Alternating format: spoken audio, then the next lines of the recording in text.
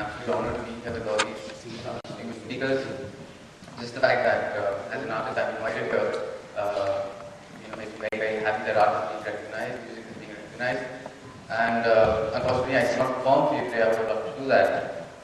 It just requires another set of technical issues. But I'll just play a short video, which is a video from my album that's out now, to kind of give you an insight of what I do, and then I'll carry it forward.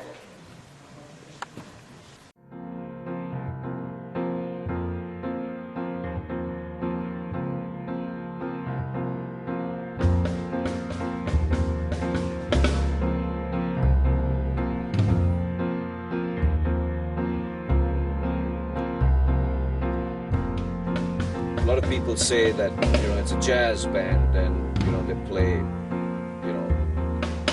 something which they think is jazz, but not in the true sense of the word. And here are these young cats coming in, really, really talented and exploring a form of jazz which is unique to this country. I wouldn't really call it traditional American jazz, but it's jazz being played by Indian musicians. It all began when I was 18 years old in New York City. I was studying at a music institute called Berklee Collective. I had gone there for a summer workshop, and watching some of the best jazz musicians play in New York clubs like Roy Haynes, Jeff Tate Watts.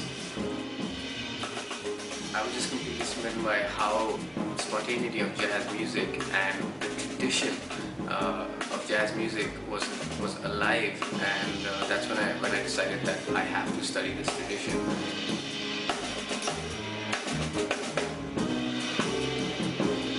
Most of the inspiration came actually from my grandfather's paintings that we have all over the house.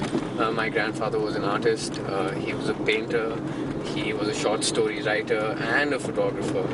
And so a lot of the music which was written very close to the recording date was inspired by his photography and his painting.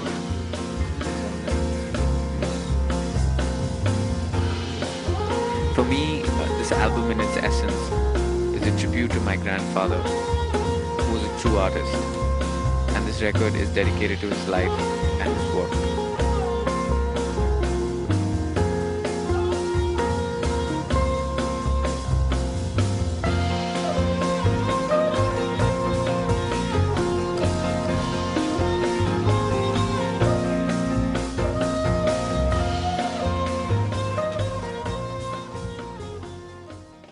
I could have done it live for you, but I think there's a lot to talk about. I'm a jazz musician, I'm an artist, and I don't have a beard, I don't have long hair, I wear long jeans, I'm an educated musician, and I tell you what that means. Well, what I want to talk about today is, there's obvious, some of us have had some great achievements, success stories, but how do you really find out that there's something special inside? How do you really find out how you're going to pull it through? How do you really have, formulate a plan that will actually will take you to the other side and eventually, form an identity as an artist or as a businessman or whoever you want to see yourself? Well, I'll share my story with you and hopefully give you an insight that can be that turning point. Well, I call it the sacred space. For me, my first memories of being completely immersed in music, after my preteen, maybe I was 12 or 13, listening to certain songs and records, I was transported to something like that. And I was able to jump and pick it up and I was thinking myself, am I just crazy? What's going on? I was feeling something that I thought was music. Music was the source, it was taking me to this realm, this dimension, and this consciousness that really made me feel that I had to do this again and again. From a few songs it became records, from records it became artists. I even started getting into playing instruments. I started with piano and then eventually the drum set. And when I heard music, the power of the key inspired me so much that I knew I had to play the drums. So on and so forth, I went down and started playing in the school band, and at that point I had no idea how I'm going to be a professional musician because it's not even considered as a profession. You go out there and you're like, I'm a musician, they're like, fine, but what do you actually do? You're like, I'm a musician. No, but what do you do? So I really wanted to change that, and I didn't know how I'm going to get there. The next step came, and that was the awareness. That was the awareness of my sacred space. Once you are aware of it, the first time you find out that you have something special, or you're feeling, or a source of inspiration, recognize it.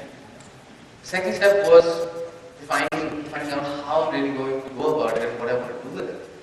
So it came through deeper and deeper, and I thought about, okay, fine, I want to be a musician, and I'm going to do this for the rest of my life. But the thought process was, how am I going to sustain myself? How am I going to make a living? And what is the process? So I had a plan. You have to have a plan. It's very easy to say, dream big, but man, when you fall flat on your face, it hurts. So I wanted to make sure that I am not in that situation. How did I do that? I had a short plan.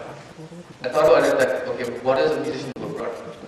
They get music degree, they study music, they get capable first, and then they write in the music industry. And that's what I did. So I enrolled in DU after school, and the 3 years of my college life I sacrificed just for the love of music. I didn't have a college life. I would go to school, go to college, come back, and do the else. That's all I did, because I wanted to get into Berklee College of Music, which is one of the best music colleges in the world. And my parents made a deal with me. They said, if you get a scholarship, only then they'll let you go. So I knew I had to pull it through. There was just no other way. And I was mad. But at the same time, I was like, how am I going to sustain myself? And that was the first changing point in my life. And I thought about it, fine, I can go ahead, get a management degree or any other degree and, have a normal life, what we call a normal life. Eventually get married, have kids, get old, take care of them, and that. But I really didn't want to do that. It just did not resonate with me. I was like, no, I'm not going to do this. And the changing point in my life was that I looked at fear and what Gosh was talking about when you opened up. You have to look fear right into the eyes. I really thought about what's the worst possible situation that I can be. I might be a pauper. I will not have food on my plate. I might be living on the streets. And my parents will probably throw me out of the house. But will I still be playing music? Yes. And that was the moment when I thought, I don't care about anything else. I'm just going to go for it. But again, like I said, you have to have a plan, and I had a plan. I did the audition, I got through, and I got a part of the scholarship. And since then, there was no looking back. But even then, I didn't know really what am I going to do in the music field, who am I, what, in the country where we're driven by Gula Radio and Sheila Gioni, I was like, what am I going to do, There was another moment in my life where I realized that this is it, and I found my identity. In the third year of my college life at Berklee, I was doing something what classical musicians do in India. It's called the chilla. You commit to yourself and to your guru that you're going to practice for 40 days, non-stop, not even a day, stopping. And you're going to practice at least for 8 to 10 hours a day. And whatever energy is left with you, you're going to listen to music and be in music. I think maybe on the 32nd day or the 33rd day, I had a dream. And that dream changed my life. That I was submerged in water at a sunset, up to my chest. And that was the first time in my life I heard music in my dream. And that was so freaky, and it just blew my mind. I was like, how is this even possible? I got up, it was like about 3:30 in the morning. And I was pretty silence at that point in time, and I said to myself, this is it. This is that moment where I am music. I have become one with music. And I knew that's my identity. There's nothing else that I'm scared about. There's nothing, I don't care about whether I'm going to get the money, not get the money, fame and all of that, where I'm going to live, I don't care about anything else. But I knew I was music. I was resonating at that point in time. The plan worked. I had an identity. The next thing I did, I started composing. What you just saw on the screen is my upcoming album. I'm very proud of what I do, and I have an identity. But after moving back to India, with art comes great responsibility. Because some of you might be thinking, yeah, fine, you do what you do. But with art comes great responsibility, because art is the reflection of the society. Art is a mirror to the society. It shows what is happening in society. And as an artist, I have great responsibility.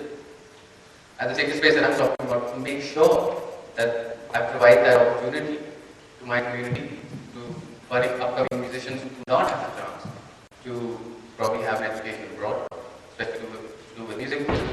It's not a structured industry in our country, though there's a lot of money in it, but it's not structured. So I'm also the creative director of a music institute in New Delhi. I'm going to show you a short clip in a second. And I also work as a music therapist in an organization called Music University, where we provide music education as well as life skills to children living in the slums. And I take great pride in that.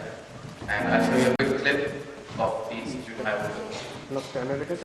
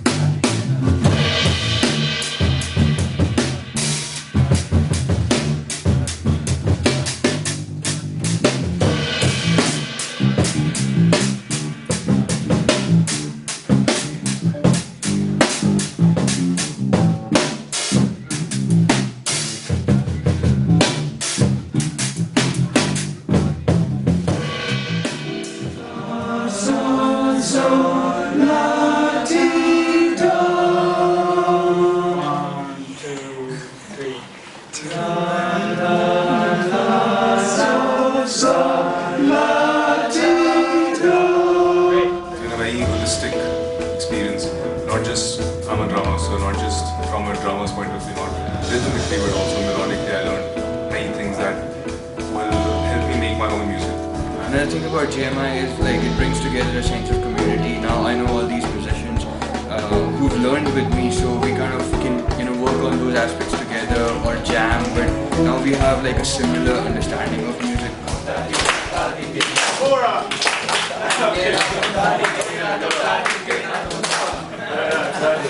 A lot to learn here, like from different teachers. It's not about just learning your instrument. There's a lot more to music, and I'm learning a lot about music. Take basic steps, have the awareness. Secondly, try and find your identity. Third, once you have a plan, you will make sure that you're not fall back on the face. But that's the trick. That is the trick. Once you let yourself go without being scared of where you will land, and as we say in music, it's a very old saying that if you take care of the music will take care of you. Thank you, Bhatt.